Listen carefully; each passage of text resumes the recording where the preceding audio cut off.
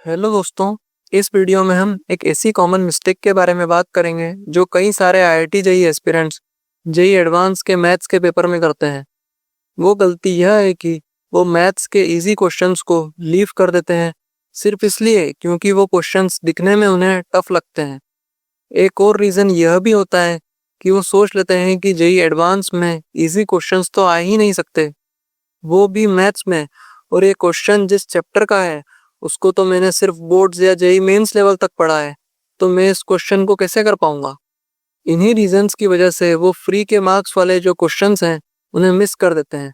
आज मैं आपको दिखाने वाला हूँ जेईई एडवांस मैथ्स के दो क्वेश्चंस जो बहुत ईजी क्वेश्चंस हैं, पर यदि आप उन क्वेश्चंस का करेक्ट रेस्पॉन्स परसेंटेज देखोगे, मतलब कितने कैंडिडेट्स ने उसको करेक्टली सॉल्व किया, तो वो सरप्राइजिंगली बहुत कम है। चलिए देखते हैं।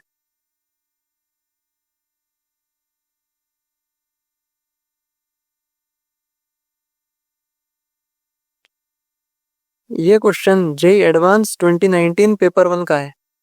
इस क्वेश्चन में क्या कहा गया है देखिए।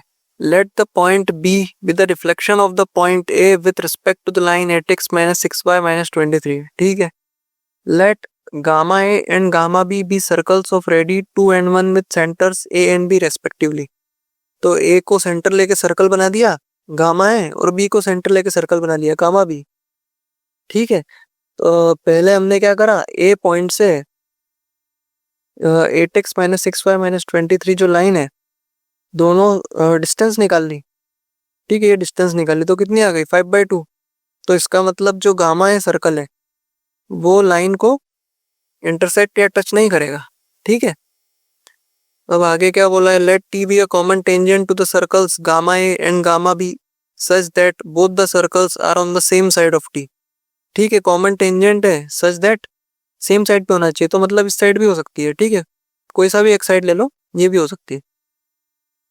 अब क्या आगे, if C is the point of intersection of T and the line passing through A and B in the length of the line segment AC. ठीक है, एसी लाइन सेगमेंट की लेंथ निकालना है। तो हमने सबसे पहले क्या करा, ए पॉइंट से टेंजेंट पे परपेंडिकुलर ड्रॉ करी और बी पॉइंट से ड्रॉ करी। ठीक है। अब देखो क्या है, जो ट्राइंगल ए P2C है और बी P1C, ये दोनों सिमिलर ट्राइंगल्स हैं, तो साइड्स का रेशो सेम होगा। इसका मतलब क्या है, AP2/BP1 is equals to AC/BC। ठीक है, तो वो कितना हो गया 2/1 इज इक्वल्स टू AC की वैल्यू कितनी हो गई, AC की वैल्यू 5 + BC। देखो ये 5/2 है तो ये भी 5/2 होगा, तो ये टोटल ओवरऑल कितना हो गया 5 हो गया, और ये BC हो गया। तो AC कितना हो गया 5, AC हो गया 5 + BC/BC। ये यहाँ पर AC/BC है ना, तो 5 + BC/BC। तो इसको सॉल्व करने पे आंसर क्या आया, BC इज इक्वल्स टू 5 और AC की वैल्यू कितनी आ गई 10। हो गया क्वेश्चन। अब इस क्वेश्चन को 9005 कैंडिडेट्स ही करेक्टली सॉल्व कर पाए थे आउट ऑफ 1.6 लाख कैंडिडेट्स। ठीक है, चलिए दूसरा क्वेश्चन देखते हैं।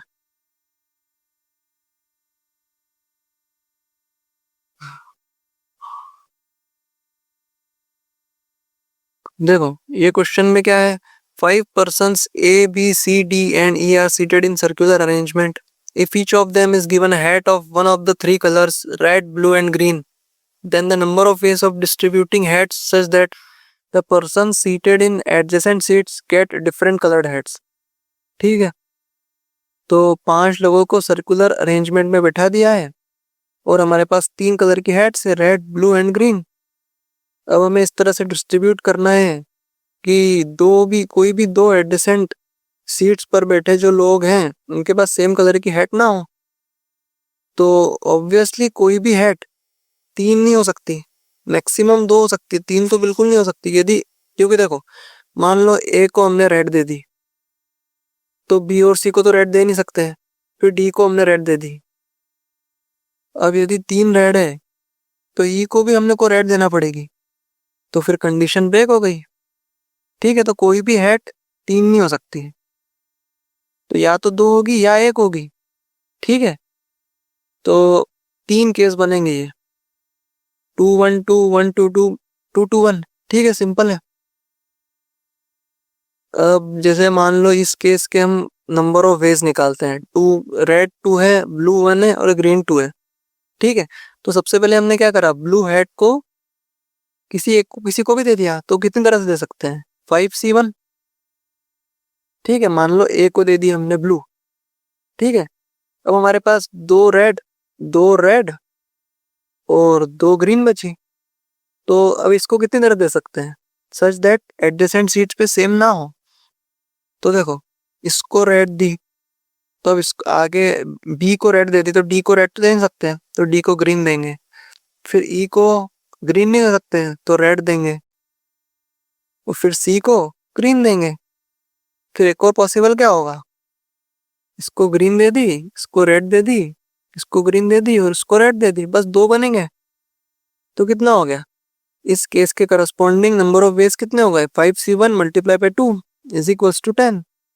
सिमिलरली इसमें भी आएंगे और इसमें भी आएंगे।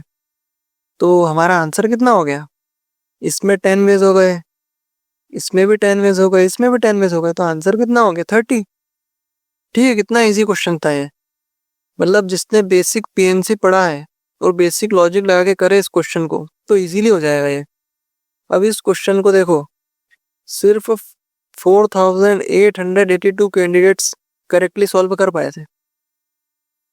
ठीक है, तो देखो इस टाइप के क्वेश्चंस यही एडवांस के पेपर में हमसे नहीं छूटना चाहिए, क्योंकि जब इस टाइप के क्वेश्चन यदि छूट जाते हैं ना, तो घर जाके जब हम पेपर को फिर से देखते हैं तो हमें बहुत रिग्रेट होता है।